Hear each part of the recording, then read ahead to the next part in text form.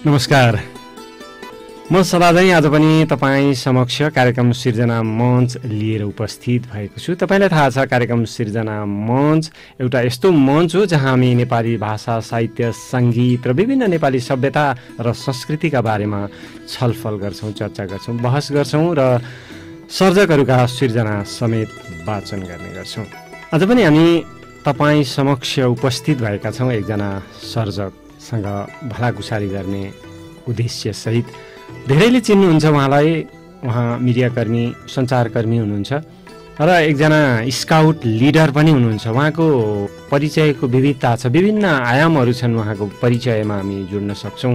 विभिन्न भूमिकामा आफूलाई परिचित गराउनु भएको छ, उहाँले स्थापित गराउनु भएको छ। भर्खरै उहाँले एउटा संस्मरण कृति प्रकाशित गर्नुभएको छ। हामी उहाँलाई साहित्य सर्जक पनि भन्न थालेका छौँ। उहाँले नयाँ परिचय थप्नु भएको छ। उहाँसँग कुराकानी गर्छौँ आज हामी। राजीव खत्री। राजीवजी, कार्यक्रम सिर्जना मञ्चमा हार्दिक स्वागत छ। समझी धेरै धेरै धन्यवाद। लामो समयदेखि पत्रकारिता गरिरहेको एउटा व्यक्तित्व, रेडियोमा, पत्रपत्रिकामा अनि अहिले टेलिभिजनमा हुनुहुन्छ, जसले धेरै मान्छेहरूको अन्तर्वार्ता गर्यो, धेरैसँग कुराकानी गर्यो। आज एउटा प्रहरीसँग, पुलिससँग र पुलिसको एफएममा जोडिएर आउनु भएको छ। पहिला यही अनुभवको कुरा गरौँ अनि कुराकानीलाई अगाडि लैजाउँ होला। समझी पक्कै पनि यहाँले जसरी भन्नुभयो म आफैलाई पनि अनौठो अनि एक प्रकारको रमाइलो लागिरहेछ। किनभने करिब करिब 11-12 वर्ष मैले पनि रेडियोमा काम गरेँ, त्यस पछाडि अहिले टेलिभिजनमा गरिरहेको छु र आज धेरै समय पछाडि भनौँ मैले यसरी आफैले अन्तर्वार्ता दिएका थोरै मात्रै छन्, तर आज चाहिँ त्योभन्दा पृथक तरिकाले म यहाँ तपाईँसँग कुराकानी गर्न आउँदैछु। त्यस कारणले पनि मलाई अलिकति रमाइलो लागेको छ र स्टुडियोमा छिर्दै गर्दा मैले 12 वर्ष रेडियोमा बिताएका ती क्षणहरूलाई करिब मैले अहिले 2 वर्ष करिब ग्याप भएको छ। 2 वर्ष अगाडि म के गर्दै थिएँ भन्ने कुरा मेरो दिमागमा एकचोटि सर आइरहेको छ यति बेला। अनि टेलिभिजनको दुनियाँमा अहिले हुँदै गर्दा त्यहाँको फरकपन अनि यहाँ खुलेर बोल्न पाउने एउटा जुन अवस्था हुन्छ। टेलिभिजन भनेको चाहिँ हामी कति बोल्ने, कति मात्रामा बोल्ने, फारू गरेर बोल्नुपर्ने हुन्छ। यहाँ चाहिँ हामी खुलेर बोल्न सक्ने अवस्था हुन्छ। म आफैलाई पनि रमाइलो लागिरहेको छ, त्यसमाथि पनि ट्राफिक एफएममा हामी नितान्त अनौपचारिक कुराकानी गर्छौँ।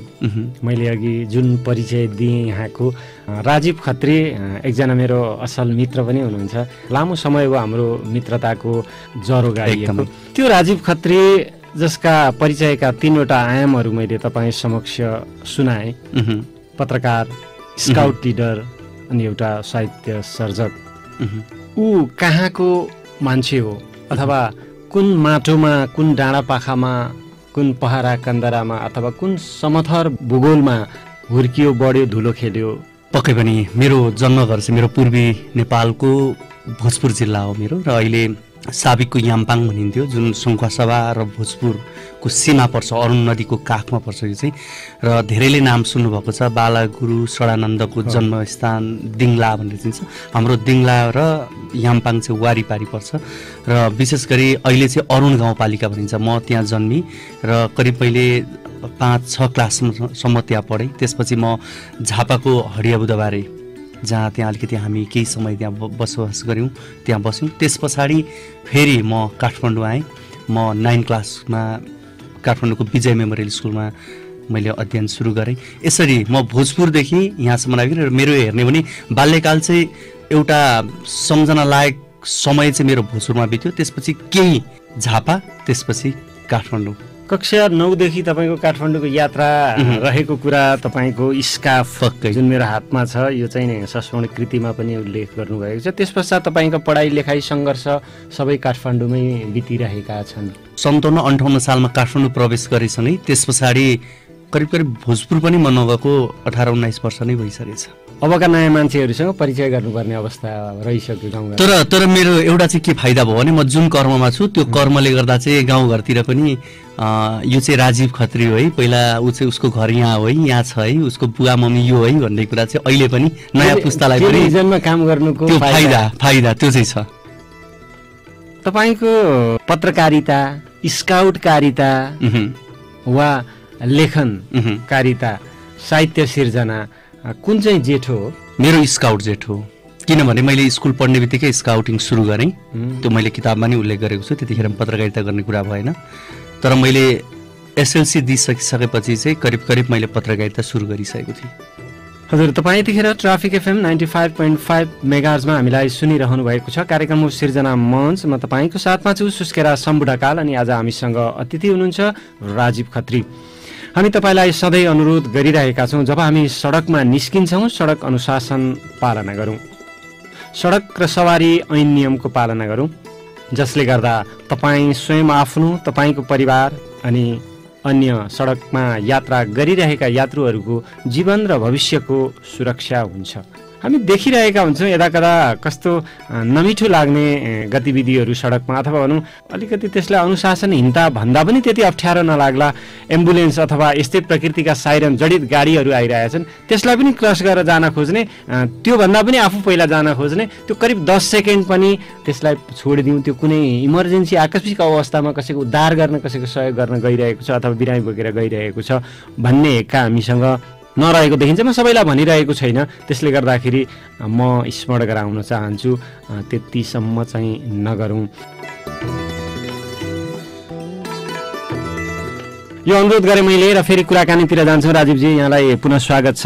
मेरो हातमा चाहिँ तपाईँको भर्खरै विमोचित कृति स्कार्फ छ। स्कार्फ के हो?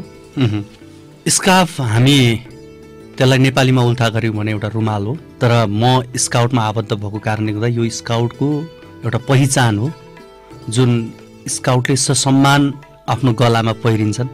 र मैले यो किताबको नाम स्कार्फ राख्दै गर्दा यसमा 4वटा 5वटा निबन्ध भनौँ, संस्मरण भनौँ, त्यो स्काउटसँग सम्बन्धित छ, तर बाँकी मेरो नियात्रासँग सम्बन्धित छ। तर पनि त्यो नियात्रामा काहीँ न काहीँ स्काउट जोडिएको छ, किनभने म स्काउट हो। त्यस कारणले यो किताबको नाम मैले स्कार्फ राखेँ। र त्यो स्कार्फभित्र स्कार्फका रङहरू, विभिन्न किसिमका रङहरू हुन्छन्। स्कार्फ एकै खालको हुँदैनन् हामीले लगाउने, हो त्यो विविध रङमा जस्तो हुन्छ त्यस्तै स्काउटिङभित्रका मेरा भोगाई, मैले बिताएका समय, भोगाई र समयका रङहरू एकदमै रङ जस्तै फरक छन् यसमा पनि। त्यस कारणले गर्दा मैले स्कार्फ भनेर राखेको कुरा के हो भन्दाखेरि एउटा प्रतिबिम्ब मैले लगाउने एउटा गहना भयो म स्काउट एज अ स्काउट। किनभने त्यो स्कार्फलाई चाहिँ हामी स्काउटमा चाहिँ बडो सम्मान गर्छौँ। त्यो स्कार्फ हेर्दा तपाईँले एउटा रुमालको टुक्रो देख्नुहुन्छ, म गलामा लाउँछु, तर आवश्यकता पर्दा त्यो स्कार्फ कति छ भने तपाईँको मैले कसैको उद्धार गर्नु पर्यो, कसैको बाटोमा कसैको घाउ चोट लाग्यो भने एउटा ब्यान्डेजदेखि लिएर त्यो एउटा 4-5वटा स्कार्फ बनाउने स्ट्रेचरसम्म बनाउन सकिन्छ। त्यस कारणले त्यो स्कार्फको धेरै अर्थ छ, लगाउने मात्रै भन्दा पनि त्यसका धेरै गुणहरू छन्। त्यस कारणले गर्दा मैले यो पुस्तकको नाम पनि स्काउट भएको कारण र काहीँ न काहीँ सबै सम्बन्धमा म स्काउट भएको कारण त्यो जुडिन्छ पनि, त्यस कारण मैले स्कार्फै राखेँ। सम्मानपूर्वक शीर्षक नै स्कार्फ। हामी नर्मली तपाईँले स्काउट भन्ने बित्तिकै स्कार्फ आइ नै हाल्छ, स्कार्फ लगाउने भन्ने आइहाल्छ। म युनिफर्म लगाउँ नलागौँ, तर मैले स्कार्फ लगाएको छु भने यो स्काउट हो भनेर तपाईँले चिनिहाल्नुहुन्छ नि त मलाई। यहाँले मलाई आज एकजना पहिलोपटक म मेरो कार्यक्रममा एकजना स्काउट लिडरसँग पनि कुराकानी गरिरहेको छु, जो पत्रकारिता गर्नुहुन्छ र साहित्य सिर्जना पनि गर्न थालिसक्नु भएछ, प्रकाशित भएको छ र मैले पठनीय छ, मैले पढेँ, मजा आयो पढ्दाखेरि। यहाँले स्कार्फका विभिन्न रङको कुरा गर्नुभयो, स्काउटका पद अनुसार विभिन्न पदले लाउने फरक रङहरू हुन्। यसमा पदाधिकारी अनुसार उसको स्कार्फको रङ पनि फरक हुन्छन्। त्यो सँगसँगै तपाईँले तालिम लिँदाखेरि कुन तह पार गर्नुभयो भन्ने कुरा पनि स्कार्फका कलरहरूले फरक पार्छन्। र सँगसँगै मेरो कुनै युनिट छ, साना भाइ बहिनीहरूको युनिट, छुट्टै विद्यालयका युनिटहरू, तिनीहरूको स्कार्फ पनि छुट्टै हुन्छ। जस्तो कुनै एउटा युनिटको स्कार्फ देख्ने बित्तिकै यो चाहिँ फलाना युनिटको है भनेर चिन्छ। स्कार्फ एउटा पहिचान पनि हो। फेरि स्कार्फमा 14वटा शीर्षकमा रचनाहरू सङ्ग्रहित छन्।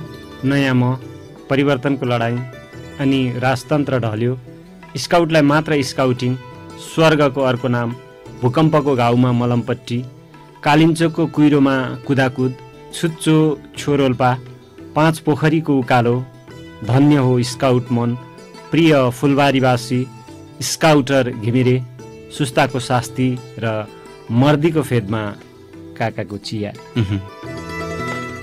तपाईँको त्यो स्काउटसँगै जोडिएर समाज सेवा गर्दाका यात्राहरू र प्रकृतिसँग आत्मसात गर्दै घुम्दाखेरिका यात्राहरू समेटिएको मैले पाएँ। यो पुस्तक स्काफ यदि विमोचनमा गएर कसैले हात पार्नु भएको छैन भने उहाँहरूले पसलमा पाउनुहुन्छ कि पाउनुहुन्न, कहाँबाट लिएर पढ्ने उपलब्ध कहाँ हुन्छ?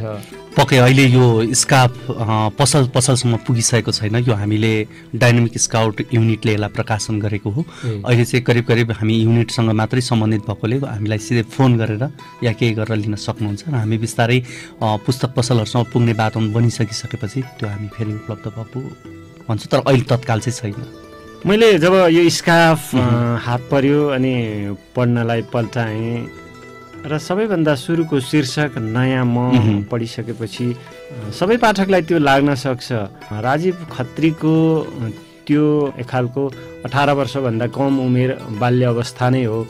बाल्य अवस्थामा तत्कालीन समयले दिएको एउटा अप्ठ्यारो भनौँ अथवा त्यसलाई सजिलोको रूपमा पनि लिइन्छ, परिवर्तनलाई चाहिँ सकारात्मक लिने हो भने यो स्काफले त्यो बन्दुक बोक्नबाट अथवा त्यो शहादत प्राप्त गर्नबाट अथवा त्यो एउटा गाउँ समाज र आफन्त परिवारका सदस्यहरूलाई पीडा दिनबाट कसरी मुक्ति दिलायो, अथवा भूमिगत बन्दुकबाट एउटा भूमिगत वर्दीबाट अर्को चाहिँ खुला रूपमा समाजसेवा गर्ने संसारभरिको एकै किसिमको वर्दी अथवा स्काफ लगाउने बाटोमा कसरी लग्यो भन्ने कुरा पनि यहाँले प्रष्ट पार्नु भएको छ। त्यसलाई अलिकति उल्लेख गरौँ न। विशेष गरी यो जनयुद्ध तत्कालीन जनयुद्धसँग जोडिन्छ। जनयुद्धको समयमा पूर्वी नेपालको भोजपुर सङ्खुवासभा तेह्रथुम ताप्लेजुङ यो क्षेत्रमा तत्कालीन माओवादी राजनीति बढिरहेको बेलामा, झ्याङ्गिरहेको बेलामा विशेष गरी मेरो परिवार अलिकति फरक राजनीतिक पृष्ठभूमि, अझ भनौँ बिपीको सिद्धान्तमा रहेर बुवा आफै पनि राजनीति गरिरहनु भएको व्यक्ति हुनुहुन्थ्यो। मेरो परिवार एउटा चिन्तन एउटा दर्शनबाट अगाडि बढिरहेको थियो, तर मेरो बाल मस्तिष्कमा त्यतिखेर साँच्चै भने मेरो फरक किसिमको म सोच थियो। एक प्रकारले भन्यो भने त्यतिखेरको विद्रोहको मानसिकता मेरो दिमागमा पनि थियो। त्यो प्रभाव बच्चैदेखि मेरो घरमा सिके परसाई भरत बाबुका किताब आजको सरल राजनीति भन्ने किताबहरू थिए, जुन किताब पढ्थेँ अनि जुन किसिमले देख्थेँ। हुन त त्यो समाजवादमा नि बिपी निकटकै प्रसङ्गहरू त्यहाँ उल्लेख हुन्थे, तर पनि मलाई कहीँ न कहीँ त्यो रातो झन्डाप्रतिको आकर्षण त्यतिखेर थियो। मलाई 7-8 क्लासमा पढ्दाखेरको कुरा हो। बिचको समयमा झापा गएर पढेँ र म 8 क्लास पढ्न चाहिँ फेरि म भोजपुरै पुगेको थिएँ र त्यसपछि म काठमाडौँ आएको। त्यो समय चाहिँ मेरो लागि कस्तो बन्दियो भोजपुर भनेदेखि मैले किताबमा उल्लेख पनि गरेको छु, जति बेला मेरा दाईहरूले कुनै एउटा पार्टीको झन्डा गाड्दै गर्दा त्योभन्दा अग्लो झन्डा मैले गाड्नुपर्छ भन्ने मलाई लाग्थ्यो। फलैचामा जिन्दाबादका मुर्दाबादका नाराहरू लाउँदा त्यसलाई उल्टो पाल्टो गरिदिन्थे। त्यो किसिमको चेत त्यतिखेर मलाई थियो। तर ठ्याक्कै फरक के थियो भने मेरो परिवार चाहिँ फेरि वर्गीयताको हिसाबले हो भने शत्रुको अवस्थामा थियो। त्यस कारणले गर्दा मेरो बुवाले गाउँ छोड्नुपर्ने बाध्यात्मक अवस्था, मेरो सोच र सोख अर्कोतिर थियो। त्यो बिचमा म काठमाडौँ भित्रिएको थिएँ। एउटा बन्दुकको यात्रा, एउटा अशान्तिको यात्राबाट शान्तिको यात्रा अथवा बन्दुक विहीन यात्रा, समाजसेवाको यात्रा, खाली हातबाट अरूको उद्धार र सहयोग गर्न सक्ने यात्रामा लैजान सक्ने त्यस्तो के रहेछ स्काउटमा, ताकि तपाईँ स्कुलमा 9 कक्षामा पढ्दै जानुभयो। मैले यो कुरालाई उजागर गर्न खोजिरहेको छु। यसमा चाहिँ जस्तो मैले त्यहाँ भनेको छु, ममा आजको दिनसम्म पनि एउटा नयाँ म भन्ने त्यो लोभ छ अहिलेसम्म पनि। त्यतिखेर पनि मसँग त्यो लोभ थियो, जसले गर्दाखेरि त्यतिखेर म जब काठमाडौँ आएँ, काठमाडौँ आइसकेपछि त्यो नयाँ म बन्ने भन्ने कुरा मलाई थियो। र जब मैले स्काउट देखेँ, मैले मेरो विद्यालयमा स्काउट थियो, देखिसकेपछि यो स्काउट भनेको के हो भनेर कसैलाई सोधेँ, उसले स्काउटको बुझे जति मलाई भनिदियो। त्यसपछि म स्काउटमा आबद्ध बनेँ। जब बुझ्दै गइसकेपछि मैले किताबमा पनि भनेको छु, सम्भवतः त्यो मुठी उचालेर गर्ने राजनीतिले मलाई कहाँ पुर्याउँथ्यो थाहा छैन, तर स्काउटले आज मलाई परम आनन्द दिने ठाउँमा चाहिँ अवश्य पुर्याएको छ भनेर मैले किताबमा नि उल्लेख गरेको छु। फेरि त्यहाँ गएको थिएँ भने जे पनि थियो, राम्रा नराम्रा जे पनि हुन सक्थ्यो, तर यतापट्टिको पाटोमा आज म सन्तुष्ट छु भनेर भनेको छु। किनभनेदेखि स्काउट भनेको त्यस्तो चिज रहेछ। सन् 1907 लर्ड बेडेन पावेलले बेलायतमा स्काउटिङको सुरुवात गर्नुभयो। आज हिसाब गर्नुहोस्, 115-16 वर्ष भयो। सयौं संस्थाहरू जन्मन्छन्, सयौं संस्थाहरू मर्छन्, तर स्काउटमा त्यस्तो चिज छ जसले गर्दा यो संसारमा बढ्दो क्रममा छ। आज संसारमा सामाजिक संस्थामा युनिफर्म लगाउने कुनै संस्था छ भने त्यो स्काउट हो। सबभन्दा ठुलो पनि र युनिफर्म पनि लगाउने हेर्नुहोस् है सामाजिक संस्थामा जस्तो प्रहरी आर्मीमा युनिफर्म लगाइन्छ वर्दी लगाइन्छ तर सामाजिक संस्थामा आज पनि हेर्नुभयो भने फुल युनिफर्म भनेको त टप टु बटम पर्यो होइन खुट्टादेखि टाउकोसम्म तपाईँ कोट मात्रै लाउनुहुन्छ टी सर्ट मात्रै लाउनुहुन्छ त्यो युनिफर्म त होइन नि त टप टु बटम लाउने कुनै संस्था छ भने त्यो स्काउट हो र संसारमा सबैभन्दा ठुलो भोलिन्टियर अर्गनाइजेसन कुनै छ भने त्यो स्काउट हो त्यसमा त्यो चिज छ अब त्यो चिज के छ भनेर यहाँले मलाई भन्नुभयो भने स्काउट हेर्दा हामीले सामाजिक सेवा भन्छौँ तर होइन यो एजुकेसन यसलाई हामी नन फर्मल एजुकेसनल मुभमेन्ट भन्छौँ अर्थात् अनौपचारिक शैक्षिक अभियान तपाईँ घरमा एक प्रकारको बुवा मम्मीले दिने संस्कार आफूभन्दा ठुलोलाई ढोग सानोलाई माया गर भनेर दिने शिक्षा विद्यालयमा दिने औपचारिक शिक्षा जसको पास फेलको कुरा हुन्छ घरमा मम्मी बुवाले त तरकारी पकाउन छोरीलाई आयो कि आएन भनेर परीक्षा त लिनुहुन्न छोरालाई संस्कार आयो कि आएन भनेर त एक्जाम लिनुहुन्न तर विद्यालयमा लिन्छ त्यही भएर त्यो फर्मल एजुकेसन त्यो बिचको एउटा समय छ जुन समय भनेको एउटा बालबालिका किशोर किशोरी चोकमा बसेर चुरोट खाएर गाँजा खाएर समय बिताउन सक्छ अर्थात् अनावश्यक गफ अनावश्यक समय दिन क्यारम बोर्ड खेलेर लुडो खेलेर समय व्यतीत गर्न सक्छ त्यो समयलाई सदुपयोग गर्ने शिक्षालाई चाहिँ हामीले नन फर्मल एजुकेसन भन्यौँ जुन स्काउट हो भनेर भन्यौँ आर्मी प्रहरीमा चाहिँ साहसिक क्रियाकलाप भन्ने कुरा यहाँ एक्सर्साइजका कुरा यी सबै कुरा यसमा छन् यहाँ आउँछन् हामी रक क्लाइम्बिङ गर्छौँ कमान्डो ब्रिज गर्छौँ प्रहरी आर्मीमा गर्ने कुराहरू नटिङका कुराहरू गाँठोको कुराहरू हामी सबै गर्छौँ जसरी यहाँहरू सिट्ठीको कुरा गर्नुहुन्छ हामी हुइसेलका 12वटा साइनका कुरा गर्छौँ प्राथमिक उपचारका कुरा गर्छौँ यी सबै किन भन्दा यी चाहिँ जीवन उपयोगी शिक्षा जुन घरमा नि सिकिँदैन विद्यालयमा नि सिकिँदैन त्यस कारण गर्दा स्काउट मेरो लागि चाहिँ उपयोगी भन्यो र आज म जुन जुन कर्म गरिरहेको छु काहीँ न काहीँ यो कुरा सबै ठाउँमा जोडिएको छ विभिन्न नेपाली सभ्यता र संस्कृतिका बारेमा पनि चर्चा गर्छौँ यो हाम्रो सृजना मञ्चमा तपाईँले यो कुरा गरिरहँदा मलाई के लाग्दैछ स्काउट एउटा सभ्यता हो संस्कार हो र संस्कृति पनि बनिसक्यो भन्दा के फरक पर्छ पक्कै स्काउट आफैमा संस्कार संस्कृति म ग्यारेन्टीको साथ म के भन्छु भने तपाईँ कुनै एउटा सानो बच्चालाई स्काउटिङमा राखिदिनुहोस् ऊ एउटा राम्रो लिडर भएर जुनसुकै क्षेत्रमा जानुहोस् म पत्रकारिता क्षेत्रमा छु या चाहिँ म पत्रकारिता क्षेत्रमा मैले लिड गर्नुपर्छ भन्ने मेरो मान्यता हुन्छ तपाईँ नाङ्लो व्यापारी भन्नुहोस् तर नाङ्लो व्यापारीको नि तपाईँ लिडर चाहिँ भन्नुहोस् अगुवा हुनुपर्छ र बेडेन पावेल जो आर्मीमा हुनुहुन्थ्यो उहाँले के भन्नुभएको छ भने कुनै चिज टाढाको वस्तु हेर्दैछ भने त्यो वस्तु चाहिँ अरूले भन्दा पहिला तिमीले देख्नुपर्छ यदि तिमी स्काउट हो भने स्काउट भनेको अगुवा भन्ने नै हो नि अगुवा नै हो जस्तै तपाईँलाई म एउटा स्मरण गराउँ र श्रोतालाई के जानकारी गराउँ भने नेपाल पुलिस आर्मी या सशस्त्र प्रहरी युनिफर्म सर्भिसेज पनि एउटा ट्रेनिङको क्रममा अथवा मुभमेन्ट पेट्रोलिङहरू गर्दाखेरि स्काउट हुन्छ स्काउट भनेको सबैभन्दा अगाडि हिँड्ने र अगाडिको सारा कुराहरू अवलोकन गर्दै पछाडिको आफ्नो समूहलाई सुरक्षित गर्न मद्दत गर्ने एउटा अगुवालाई स्काउट एकदमै जस्तो तपाईँले एउटा टेक्निकल वर्ड उच्चारण गरिसक्नु भएको छ पेट्रोलिङ भनेर स्काउटमा हामी पेट्रोल सिस्टम भन्छौँ पेट्रोल सिस्टम भनेको स्काउटिङको आधार हो बेस हो जस्तो हामी आज म्यानेजमेन्टका विद्यार्थीले ग्रुप डाइनामिक भनेर पढ्ने गरेको छ तर त्यो ग्रुप डाइनामिकको कन्सेप्ट आउनुभन्दा अगाडि बेडेन पावेलले पेट्रोल सिस्टम भनिदिनु नाम फरक तर आखिर कुरो उही एउटा ग्रुपमा 24 जना थोरैमा बढीमा 32 जनाको एउटा ग्रुप हुन्छ त्यसभित्र 4वटा पेट्रोल हुन्छ पेट्रोलको लिडर हुन्छ लिडरले भनेको कुरा फलोअरले मान्नुपर्छ लिडरसिपका तरिकाहरू यो किसिमका लिडरसिप हुन्छ तिमी कुन लिडरसिप बनाउँछौ त्यो लिडरसिप तिमीले अनुसरण गर यी सबै कुराहरू यहाँ सिकाइन्छ त्यसकारणले एउटा संस्कार हो तपाईँ यो कुरालाई कसरी अगाडि बढाउनुहुन्छ तपाईँको जीवनमा भन्ने कुराले ठुलो अर्थ राख्छ स्काउट भनेकै आउट अफ साइन्स हो यो आउट अफ साइन्स हो प्रकृतिको नजिकमा बसेर लिने शिक्षा हो बन्द कोठामा फर्मल क्लासहरू हुन्छन् तर क्याम्प जानै पर्छ जङ्गलमा गएर बस्नै पर्छ तपाईँ त्यो खोला नदी त्यहाँको ताल तलैया चराका आवाजहरू सुनेर तपाईँले तालिम गर्नुहुन्न भने स्काउटिङ कहिले पनि पूर्ण हुँदैन हामी स्काउट र स्कार्फलाई सँगसँगै लिएर जान्छौँ साहित्य स्कार्फ र हामीले चाहिँ जीवनशैली बनाइरहेको अथवा यहाँले अघि भन्नुभयो एउटा सिकायो शिक्षा हो भनिरहेको स्काउटलाई सँगसँगै लिएर जान्छौँ अलिकति स्कार्फकै कुरा गरौँ यो कृतिभित्रै प्रवेश गरौँ यहाँले यो संस्मरण कृतिमा 2 खण्ड गरेर प्रकाशित गर्नुभएको छ यो बुकभित्र स्काउट र अन्य नियात्रा खण्डमा किन यसो गरियो स्काउट मात्रैबाट पनि अथवा स्काउट संस्मरण मात्रै पनि एउटा किताब हुन सक्थ्यो होला अथवा नियात्रा मात्रै पनि एउटा बुक हुन सक्थ्यो होला एउटै पुस्तकमा 2वटा खण्ड गरेर उल्लेख गर्नुभएको छ नि मैले यसमा जोड्नु जस्तो यात्राको कुरा गर्ने हो भने मेरो यात्राका अन्य कुराहरू पनि धेरै छन् अन्य ठाउँका यात्राहरू लेख्ने नि, तर त्यो स्काउटभन्दा बाहिरका छन्। तर मैले यहाँ धेरै जसो यात्राहरू जोड्न खोजेको चाहिँ करिब करिब स्काउटसँगै रिलेटेड र मैले स्काउटबाटै गरेका यात्राहरूका कुराहरू छन् यसमा, 1-2वटा बाहेक हेर्ने भने। तर त्यो पनि काहीँ न काहीँ स्काउटसँग रिलेटेड छ। जस्तो म एकदमै अप्ठ्यारोमा परेको छोरोल्पा हिमताल यात्राको कुरा छ, जतिखेर बस्दाखेरि हिउँ पर्ने बेला छ, राति बास नपाएको अवस्थामा प्रेजेन्स अफ माइन्ड भन्ने कुरा एउटा स्काउटिङमा हामीले सिकेको हुन्छ। प्रेजेन्स अफ माइन्डले चाहिँ अब कसरी बस्ने त, बाँच्नु त पर्यो नि भन्दाखेरि आएका कुराहरू मैले त्यहाँनिर जोडेको छु। त्यस कारणले गर्दा यो किताबमा एउटा संस्मरण मेरो स्काउटिङसँग जोडिएका कुरा र स्काउट परिवर्तन, स्काउट राम्रा नराम्रा पक्ष सबै ठाउँमा छन्। स्काउटमा नि केही कुराहरू थिए जसलाई हामीले परिवर्तन गर्नुपर्छ भनेर थालिएका संस्मरण यसमा छन् भने अरू बाँकी मैले यात्रा गरेका कुराहरू, विभिन्न ठाउँमा भूकम्प गएर इलाममा घरहरू भत्किएका बेला त्यहाँ गएर उद्धार, त्यहाँ गएर पुनर्निर्माणका कामहरूमा जुट्दै गर्दाका कुराहरू, त्यसलाई एक प्रकारले हेर्दा नियात्रा पनि भन्न सक्यो, अर्को प्रकारले भन्दा संस्मरण टाइप पनि देखिन्छ त्यहाँ। तर यो दुईटालाई मैले यहाँ जोड्ने प्रयास गरेको छु। र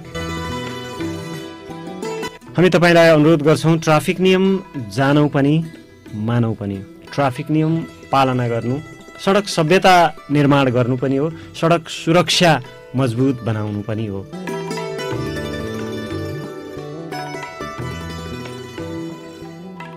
मैले तपाईँका कुरा सुन्दा अनि स्काफ पढ्दा र तपाईँको पत्रकारितालाई नजिकबाट हेर्दा निहाल्दा तपाईँले अघि उल्लेख पनि गर्नुभयो, स्काउट हुनु भनेको अगुवा हुनु हो, लिडर हुनु हो, पछुवा हुनु होइन, पछाडि रहनु होइन।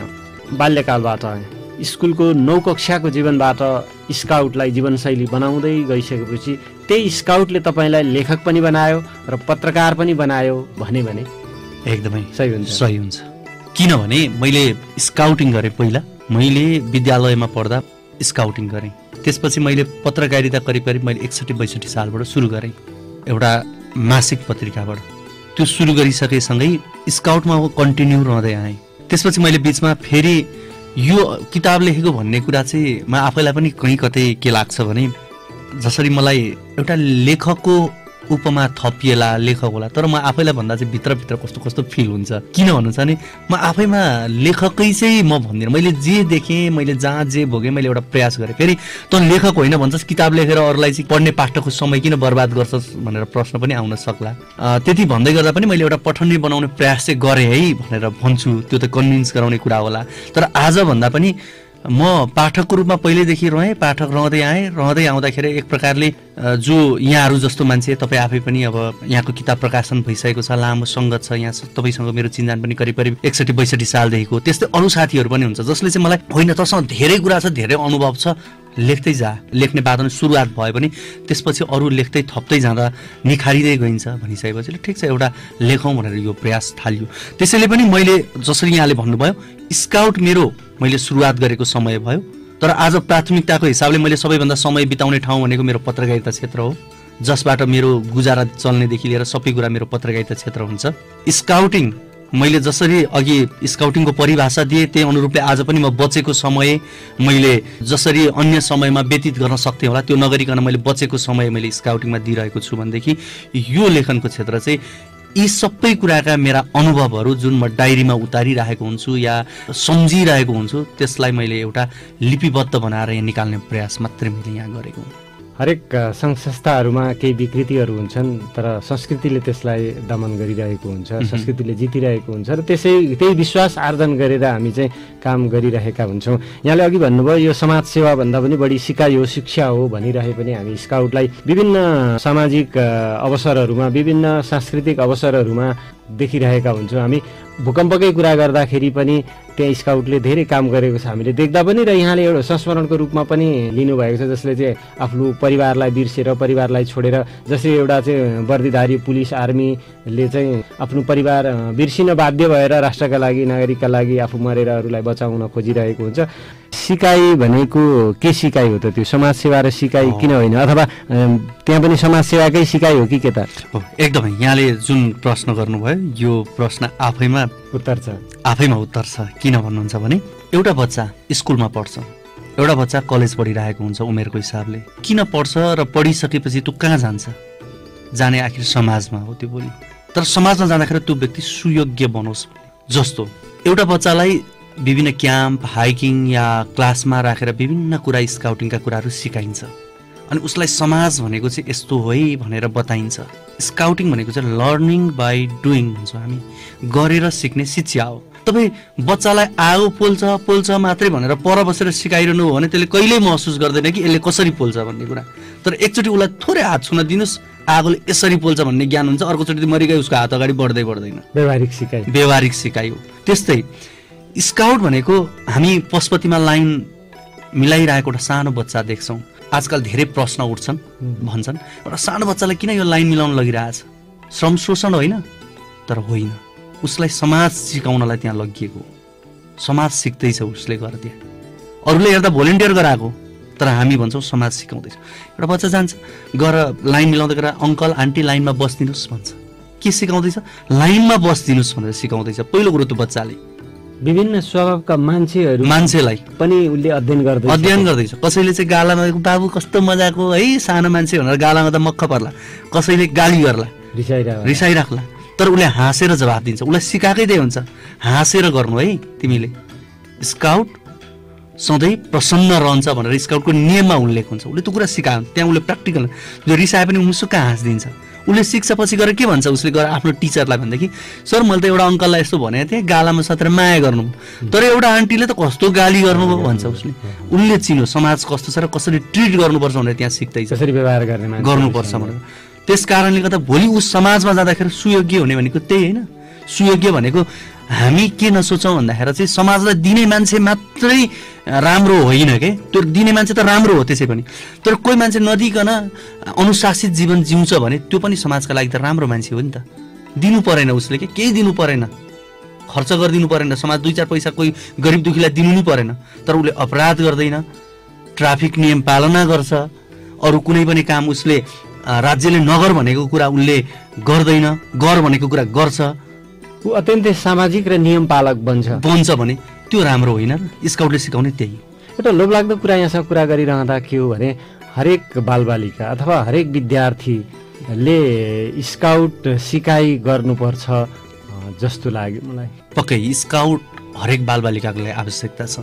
पछिल्लो समय हेर्ने हो भने सुरुका समयमा स्काउट काठमाडौँ उपत्यका लक्षित मात्रै देखिन्थ्यो। उपत्यका बाहिर हेर्ने हो भने पूर्वमा झापा, मोरङ, त्यसपछि सुनसरी, यतापट्टि गण्डकी प्रदेशमा जाने हो भने पोखरामा र बागमती प्रदेशको चितवनमा, 3 जिल्ला बाहेकको उपत्यकाका बाहेकको मैले कुरा गर्दैछु। चितवनमा बाहेक करिब स्काउट शून्य जस्तो अवस्था हो। तर पछिल्लो समय स्काउटिङको केही हदसम्म विकास भएको देखिन्छ र जसले गर्दाखेरि सरकारले पनि स्काउटमा लगानी गर्न खोजेको, स्काउटमा लगानी गर्नुपर्छ भन्ने जस्तो देखिन्छ। त्यो प्रयास भएका छन्। जस्तो केही वर्ष अगाडिको सरकारकै नीति तथा कार्यक्रममा एक विद्यालय एक युनिटका अवधारणाहरू पनि आए। फेरि अर्को कुरा के पनि हो भने बेडेन पावेलले एउटा कुरा के भन्नुभएको छ भने स्काउट हरेक व्यक्तिका लागि हुन्, तर सबै स्काउट होइनन्। स्काउटले कसैलाई पनि नबन, कसैलाई पनि नगर भन्दैन, तर सबै व्यक्ति स्काउट हुन सक्दैनन्, त्यो फरक कुरा हो। तर त्यो सम्भावना, त्यो अवसर चाहिँ दिनुपर्छ भन्ने कुरा। जस्तो विजय स्मारकमा त्यति बेला मैले पढ्दा 700-800 विद्यार्थी थियो होला, काठमाडौँको दिल्ली बजारको विजय मेमोरियलमा। त्यसमध्ये 40-45 जना हामी स्काउट थियौँ। आखिर स्काउट त सबैको लागि दिएको थियो नि त स्कुलले त। तर मैले चाहेँ म बसेँ, अर्को चाहना राख्छ ऊ बस्न सक्छ। त्यस कारणले चाहने व्यक्तिले सजिलै पाओस् भन्ने कुरा हो। र पछिल्लो समय त्यो लगानी गरेको पनि देखिन्छ। र एउटा व्यक्ति परिवर्तन हुँदाखेरि उसको एउटा परिवार परिवर्तन भइरहेको हुन्छ। परिवारका 5-6 जना सदस्यलाई उसले सिकाइरहेको हुन्छ। त्यसपछि त्यो पनि ठुलो उपलब्धि हुन्छ। यहाँले यो पुस्तकमा स्काफमा उल्लेख गर्नुभएको अर्को कुरा, हाम्रा स्काफका पाठकहरू जसले यो पुस्तक पढ्नुहुनेछ उहाँले नयाँ कुरा प्राप्त गर्नुहुनेछ। सायद यो उजागर हुन बाँकी कुरा होला। राष्ट्रकवि माधव घिमिरे स्काउट लिडर हुनुहुन्थ्यो। उहाँसँगको भेटमा र उहाँलाई पछिल्लो समय स्काउटको युनिफर्म लगाएर फोटो खिचेको र उहाँको जन्मोत्सव मनाएको र डाइनामिकको चाहिँ वार्षिक उत्सव मनाएको कुरा उल्लेख गर्नुभएको छ। अलिकति त्यो सन्दर्भ जोडौँ न, नयाँ हुनसक्छ, फरक हुनसक्छ। पक्कै पनि जस्तो हामीले मेरो डाइनामिक स्काउट युनिट भन्ने छ, यसमा हामीले अलिकति फरक काम त्यहाँ के गरेका छौँ भने जो विगतमा स्काउटहरू हुनुहुन्थ्यो उहाँहरूको उद्घार गर्ने काम गऱ्यौँ, जसमा राष्ट्रकवि जसलाई अब उहाँको केही समय अगाडि मात्रै स्वर्गारोहण भएको छ, उहाँ स्काउट हुनुहुन्थ्यो भन्ने कुरा स्काउटै भित्रका मान्छेलाई पनि थाहा थिएन। हामीले प्रसङ्गवश स्काउटको एकजना पुराना लिडर हुनुहुन्छ जसलाई नेपालका बेडेन पावेल भनेर चिनिन्छ, गोविन्द नारायण च्याप। उहाँले एक दिन प्रसङ्गवश मलाई भन्नुभएको त्यो मेरो दिमागमा बसेको थियो। अनि पछि नभन्दै उहाँलाई हामी खोज्दै उहाँको निवासमा पुग्यौँ। उहाँको निवासमा पुग्दा उहाँसँग कुरा गऱ्यौँ। उहाँसँग स्काउटका ज्ञान, उहाँले सिकेका कुरा। त्यतिखेर 2009 साल असार 5 गते नेपालमा स्काउटिङको सुरुवात भयो। 2009 साल जेठ महिनाबाट तालिम सुरु भएको थियो, 1 महिनाको तालिम भएको थियो। त्यो पहिलो स्काउट लिडरहरूको तालिममा सहभागी बनेका मध्ये एकजना राष्ट्रकवि हुनुहुँदो रहेछ। संस्थापक लिडरै भन्नु। संस्थापक लिडर उहाँ विभिन्न नेपाल सरकारका विभिन्न शिक्षकको रूपमा जागिरे हुँदै गर्दा, विभिन्न ठाउँमा काम गर्दै गर्दा त्यतिखेर स्काउटमा टिचर ट्रेनिङ लिएकालाई अरूलाई भन्दा अलिकति बढी पैसा दिने भन्ने सबै कुराले गर्दाखेरि उहाँले त्यतिखेर तालिम लिनुभएको रहेछ। र उहाँले त्यतिखेर स्काउटिङबाट सिकेका कुरा र उहाँले आफ्नो जीवनमा अप्लाई गरेका कुराहरू त्यो सबै कुरा हामीसँग गर्नुभयो। गरिसकेपछि त्यसलाई मैले यो किताबमा पनि त्यो उल्लेख गरेको छु। र हामीले यति लामो समय पछाडि तपाईँले कहीँ युनिफर्म पनि लाउनु भएन, केही पनि गर्नु भएन, हामी तपाईँलाई युनिफर्ममा एकचोटि हेर्न चाहन्छौँ भनेर फेरि एउटा भनाइ छ, once a scout always scout भन्छ। एकपटकको स्काउट सधैँको स्काउट। राष्ट्रकवि एकपटकको स्काउट होला, उहाँले निरन्तरता दिनु भएन, तर उहाँ सधैँको स्काउट। किनपनि भनेदेखि उहाँले स्काउट आचरण अनुसरण गर्नुभएको छ। म युनिफर्म लाउँछु, स्काउट तालिम लिएको छु, तर मैले स्काउट अनुशासन, स्काउटिङलाई अनुसरण गर्दिनँ भने म स्काउट होइन। व्यवहार त पालना गर्नु पर्यो। त्यस कारणले हामीले राष्ट्रकविलाई गएर भेट्यौँ। त्यो हाम्रो लागि गर्वको कुरा थियो। उहाँको युनिफर्ममा हामीले फोटो खिच्यौँ र हामीले स्मारिकामा उहाँको जीवनी प्रकाशन गऱ्यौँ स्काउटिङकै सन्दर्भमा रहेर। त्यसले धेरैलाई थाहा भयो कि राष्ट्रकवि पनि स्काउट हुँदो रहेछ भन्ने कुरा। त्यो संस्थाको लागि चाहिँ गर्वको विषय थियो। हजुर, अवश्य पनि यो स्काफ यहाँद्वारा लिखित कृति स्काफको ओजन पनि त्यो संस्मरणले बढाएको छ जस्तो मलाई लाग्यो पढ्दै गइसकेपछि।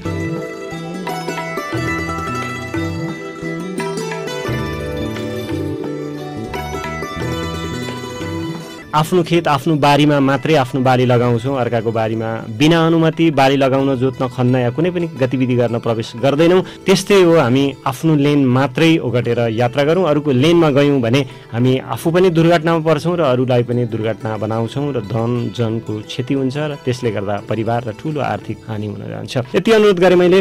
स्काउटका कुरा पनि धेरै गऱ्यौँ, स्काफकै कुरा गरौँ। यहाँले यात्राका कुरा गर्नुभयो। यात्रा गर्न मजा आउँछ। यात्रा गर्नु एउटा समय र भाग्यको पनि कुरा हो। सबैलाई यात्रा गर्न रहर नहुन सक्छ अथवा रहर हुने सबैले यात्रा गर्न पाउँछन् नै भन्ने छैन। विविध कारणले यात्रा गर्न नसकेको अवस्था हुन्छ, शारीरिक अवस्था, आर्थिक अवस्था, समयको कारणले। यहाँ अत्याधिक यात्रा गर्नुहुन्छ, यहाँले जोड्नुभयो स्काउटको कारणले। त्यो सामाजिक कर्म सिकाइ गर्दै गर्दा यात्रा गरेँ भन्नु बडो रमाइला घटनाहरू उल्लेख गर्नुभएको छ। एउटा होटलमा भारी धेर भयो, यहाँहरूले चाहिँ त्यो सामानहरू त्यहाँ स्लिपिङ ब्यागहरू आदि झोलाहरू छोडेर जानुभयो। अब अझै अगाडि हिमाली भूगोलको यात्रा गर्नु छ, तर पानी परेको अवस्था, हिउँ परेको अवस्था, राति अत्यन्तै कठ्याङ्ग्रेको, होटल बिचमा नपाएको, एउटा गोठमा पनि सुत्न नपाएको अवस्था र त्यत्तिकै रातभर चाहिँ एउटा पराल घाँस झार उडेर सुतेको अवस्था, एउटा प्लास्टिक भेटेमाथि त्यही तानेर, प्लास्टिकले त चिसो हुन्छ तैपनि तातो हुन्छ कि भन्ने एउटा मानसिक अवस्था त्यो अवस्थामा पुगेको थियो। तान्दाखेरि अत्याधिक गनायो, त्यसमा त काँचो मासु सुकाउने गरेको रहेछ भनेर उल्लेख गर्नुभएको छ। रमाइलो पनि लाग्ने, पीडा जस्तो पनि हुने, मनमा बडो रमाइला सन्दर्भहरू उल्लेख गर्नुभएको छ, पठनीय छ एकदमै। यात्राका सन्दर्भका धेरै कुराहरू छन्, अझ कतिपय कुरा उल्लेख भएका छैनन्, तर पनि त्यति भन्दै गर्दा मैले किताबको सुरुवातमा भनेको छु, मानिस यात्रा गर्छन्, घुम्न जाने भनेर काहीँ भन्छन्, तर रियल यात्रा गर्दैनन् धेरैले भन्छु म। भनेको वास्तविक यात्रा हुँदैनन् भनेर भन्छु म।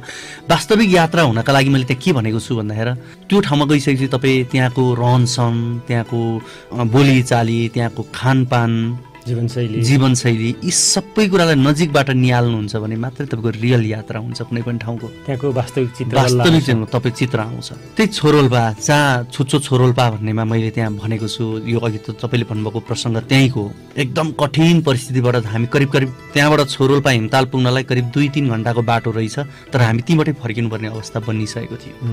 तर हामीलाई एकजना गाइडले गर्दाखेरि उसले दिएको हौसलाले गर्दा हामी त्यो ठाउँसम्म पुग्न सक्यौँ। र अर्को कुरा के हो भने मैले यो अघिको जुन प्रसङ्ग जोडेँ, यहाँले जसरी भन्नुभयो धेरै मान्छेले चाहँदै पनि सक्दैनन् भन्ने कुरामा चाहिँ एउटा कुरा के भने शारीरिक कुरा भनेका ती फरक रहेको कुरा, तर ती बाहेक अन्य हिसाबले हेर्ने हो भने भ्याउँदैन भन्ने कुरा पनि होइन। मान्छेले चाह्यो थोरै समय निकाल्छु म, मान्छे जिन्दगी 2 दिन जिउनु छ, 2 दिनमा केही समय केही घन्टा घुमौँ न भन्नका लागि संसारका मान्छे सुन्दर देश हेर्न आफ्नै देश हेर्नलाई कुनै ठुलो कुरो छैन, धेरै साइज जुराउनु पर्दैन। अर्को कुरा के हो भने तपाईँ अन्नपूर्ण बेस क्याम्पमा गएर पिज्जा खोज्नुहुन्छ भनेदेखि मोमो खोज्नुहुन्छ भने तपाईँले धेरै पैसा तिर्नुपर्छ, पैसा धेरै बोकेर जानुहोस् न। तर होइन त्यहाँका मान्छेले जे खान्छन् म त्यही खान्छु भनेर जानुहोस् त। आजकल त अन्नपूर्ण बेस क्याम्प व्यावसायिक बनिसकेको छ, त म मान्छु त्यहाँ त्यति धेरै पहिलाको जस्तो महँगो छैन, धेरै कुरा सहज छन्। पहिला विदेशीलाई हेर्ने र नेपालीलाई हेर्ने अवस्था फरक थियो, तर आज त्यो अलिकति चिरिएको छ। त्यो बाहेक अन्य कुनै पनि ठाउँ जानुहोस् तपाईँ, म कुनै एउटा विकट ठाउँमा जाँदैछु भने त्यहाँ गएर म सहरका कुरा या मैले घरमा खाइरहेको कुरा म खोज्छु भनेदेखि तपाईँले बढी पैसा तिर्नुपर्छ, तपाईँको कस्ट यात्राका बढी हुन सक्लान्। तर तपाईँ मितव्ययिता अप्नाउनुहुन्छ भनेदेखि म कुनै ठाउँमा गइरहेको छु, त्यहाँका मान्छेले जे खान्छन्, जसरी हिँड्छन्, जसरी बोल्छन्, जसरी सुत्छन्, जुन जीवनशैली छ म त्यही अप्नाएर त्यो ठाउँमा हिँड्छु भनेर तपाईँ हिँड्नुहुन्छ भने तपाईँको यात्रा महँगो पनि हुँदैन। आर्थिक रूपले हेर्नुहुन्छ भने त्यहाँको मान्छेलाई चिन्नुहुन्छ, बुझ्नुहुन्छ, खुल्छन् त्यहाँका मान्छे, अर्कै हुन्छ। छोरोल्पाकै कुरा गर्ने भने हामी माथि माथि लेकतिर पुगिसकेपछि आलु र ढिँडो खाँदै गएको थियौँ। त्यो समयमा 61-62 सालतिरको कुरा हो त्यो, 15 वर्ष अगाडि। हजुर, त्यतिखेर त्यहाँ खाना मैले दाल भात तरकारी खोजेको थिएँ भनेदेखि करिब 400-500 रुपियाँ त्यहाँनिर तिर्नु पर्थ्यो। तर आलु र ढिँडो त त्यहाँ त प्रशस्त थियो।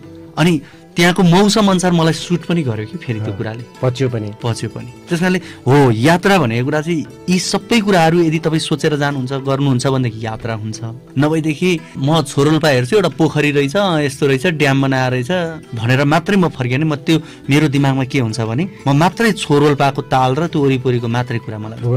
तर आज मलाई यो किताबमा लेख्न किन सजिलो भयो भन्दाखेरि मैले त्यहाँका प्रत्येक पात्रलाई नजिकबाट निहाल्न खोजेँ। सिमी गाउँको खाना पकाउने दिदीलाई मैले नजिकबाट निहालेँ, उनको बोली रहनसहनलाई मैले नजिकबाट निहालेँ। बेदिङमा गएर बास बस्न त्यहाँ रुखो बोलेको शेर्पा दाईको आवाज मेरो कानमा सम्झिरहेँ मैले। त्यही ठाउँमा त्यो अर्को शेर्पा दाई जो गाइड थिए उनले गरेका सहयोगलाई फेरि मैले अर्को रूपमा लिएँ, मैले पात्रलाई पढ्न पाएँ त्यहाँ। त्यस कारण त्यो चाहिँ मेरो रियल यात्रा भन्थ्यो। यी यस्तै विभिन्न बहानाले आफ्नै देशको अनुहार हेर्न नसकिरहेका अथवा नपाइरहेका, नचाहिरहेका मान्छेहरूका लागि अवश्य पनि यहाँको विचार प्रेरक बन्न सक्छ, आत्मबल बढ्न सक्छ।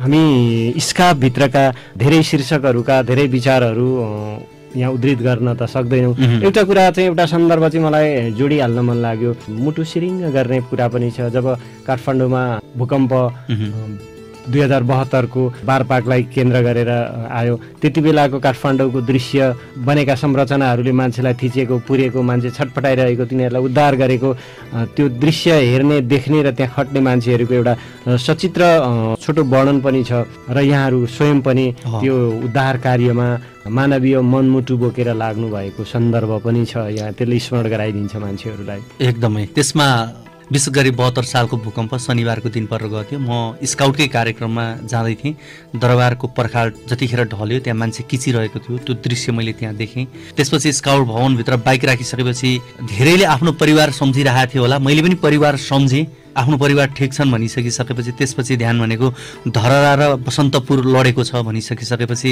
हामी धरहरातर्फ लाग्यौँ। धरहराको अवस्था त्यहाँ प्रहरी सेनाले काम गरिरहेको थियो। त्यसपछि हामी सिधै बसन्तपुर गयौँ, तर बसन्तपुरको अवस्था भयावह थियो। काष्ठमाण्डव लडेको थियो, काष्ठमाण्डवमा ब्लड डोनेसन कार्यक्रम त्यो दिन चलेको थियो। मान्छे त्यहाँ धेरै खिचेका त्यहाँ पुर्दै थिए, मनले मानेन। हामी लाग्यौँ, पुरेको ठाउँबाट मान्छे निकाल्यौँ, केही समय त्यहाँ बसिसकिसकेपछि अनि थप परिवारप्रतिको चिन्ता त्यतिखेर दिमागमा गऱ्यो। त्यही भएर मैले धन्य हो स्काउट मन भनेर भनेको छु। किन भन्दाखेरि मैले परिवारलाई त सोधेँ, त्यहाँ परिवार ठिक छ भन्दै सबजना ठिक छ भन्नुभयो। त्यसपछि उहाँहरूको मनस्थिति के भयो होला भन्ने कुरा मैले त्यो अध्ययन गरिनँ। के भइरहेछ, मैले के गर्नुपर्छ भन्ने कुरा मात्र जतिखेर मलाई स्काउटले जे सिकाएको त्यो सिकेको ज्ञान चाहिँ मलाई त्यहाँ प्रयोग भइरहेको थियो। त त्यति हुँदै गर्दा म अर्को तर्फबाट हेऱ्यो भने चाहिँ त पारिवारिक बनिनस् नि भनेर प्रश्न आउन सक्ला। हरेक मान्छेले पहिला आफू र आफ्नो परिवार सोच्छ, ध्यान दिन्छ अनि अरूका लागि सोच्छ। तर म चाहिँ त्यहाँ के भइरहेको थिएँ भनेदेखि म ड्युटी टु सेल्फमा थिइनँ, म ड्युटी टु अदर्समा थिएँ त्यति बेला। त्यो धन्य हो स्काउट मनमा मैले उल्लेख गरेको कुरा। र त्यसपछि भूकम्पकै सन्दर्भमा जोडिएका अन्य ठाउँका प्रसङ्ग पनि छन्। मैले स्काउटमा जे सिकेँ, जे गरेँ, मलाई गुरुहरूले जे सिकाउनु भएको थियो त्यो कुरा मैले त्यहाँ प्रयोग गर्न सकेँ। त्यति भएर मैले अघि पनि भने प्रेजेन्स अफ माइन्ड भनेर हामीलाई धेरै सिकाइन्थ्यो। तत्काल डिसिजन लिने, तत्काल सोच्ने भन्ने कुरा।